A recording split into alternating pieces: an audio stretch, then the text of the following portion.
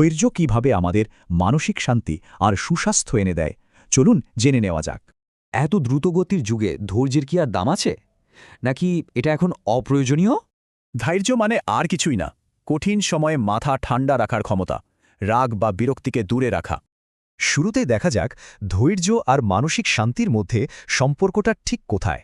সুফি দর্শনে বলা হয় ধৈর্য আত্মার অসুখ সারায়, যেমন ধরুন অহংকার, লোভ বা রাগ। ধৈর্য আমাদের হুট করে প্রতিক্রিয়া দেখানো থেকে বাঁচায়, ভাবার জন্য একটু সময় দেয়। এই যে নিজেকে সামলানো, এটাই কিন্তু জীবনের ঝড় সামলানোর সবচেয়ে বড় শক্তি। শুধু মন নয়, শরীরের স্বাস্থ্যের সাথেও কিন্তু ধৈর্যের একটা গভীর যোগ আছে। অধৈর্য হলে স্ট্রেস বাড়ে, শরীর খারাপ হয়, আর ধৈর্য ঠিক তার উল্টোটা করে, শরীরকে শান্ত রাখে। প্রাচীন চীনা দর্শন বলছে ধৈর্য শরীরের মানে প্রাণশক্তি, তার প্রবাহকে স্বাভাবিক রাখে।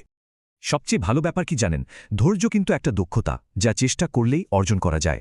যেমন ধরুন তাইচি, হাজার বছর ধরে এই অনুশীলন ধৈর্য আর মানসিক ভারসাম্য বাড়াতে সাহায্য করছে।